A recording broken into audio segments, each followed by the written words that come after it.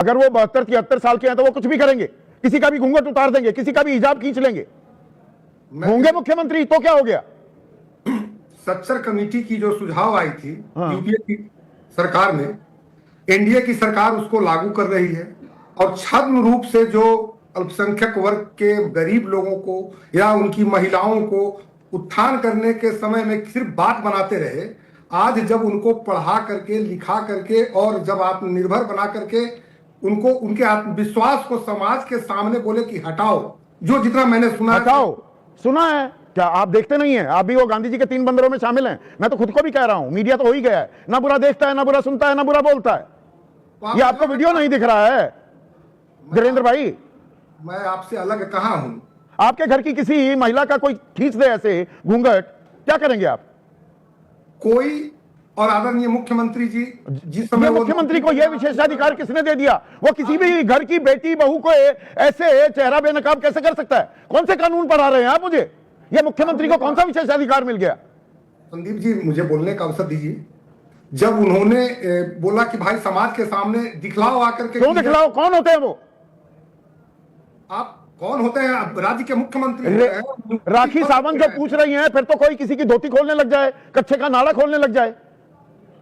इस बहस को किस ओर आप ले जाना चाह रहे हैं? किस ओर ले जा रहा हूं? ये उनकी इज्जत आबरू का सवाल है, उनकी धार्मिक आजादी है, वो चेहरा नहीं दिखाते।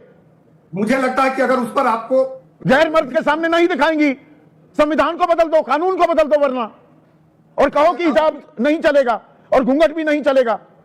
नहीं, घूंघट प्रथा का भी हुआ है, लेकिन उस पर मैं नहीं जाना चाहता हूं। क्यों नहीं जाना चाहते? किसी का घूंघट उठा देंगे। ऐसे किसी का घूंघट उठाया होता नीतीश कुमार ने, तब क्या कहते आप? नहीं देखिए, मैं सबसे पहले मैं उस उम्र के उस पड़ाव पे जाना चाहता हूं जहां पर इस तरह की दूसरे तरह की सोच को लेकर के और उस पर बहस में लाना, मुझे लगता है कि उम्र का पड़ाव से क्या लेना देना?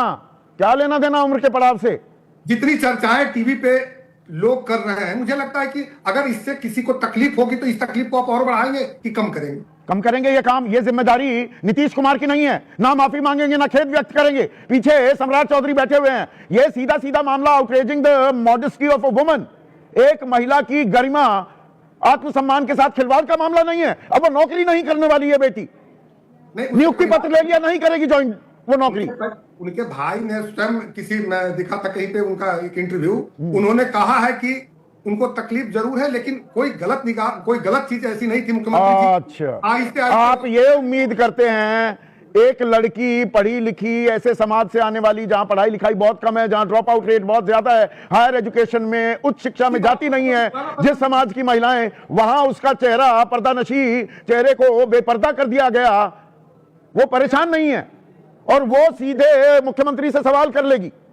उस बेटी के आत्मविश्वास को क्या दुनिया को आपको नहीं पता? आत्मविश्वास, चेहरा दिखाकर आत्मविश्वास बढ़ा रहे थे। ये आत्मविश्वास की क्लास कब से ये कोर्स कब से किया नीतीश कुमार ने? आत्मविश्वास बढ़ाने का ठेका उन्होंने कब से लिया और किसने दिया उन्हें ये ठेका? इसके ठेका यहाँ के 14 करोड़ लोगों ने उनको 14 करोड़ लोगों ने ये ठेका दिया है। एक सेकंड जेबा, आप लोगों ने ठेका दिया है। नीतीश कुमार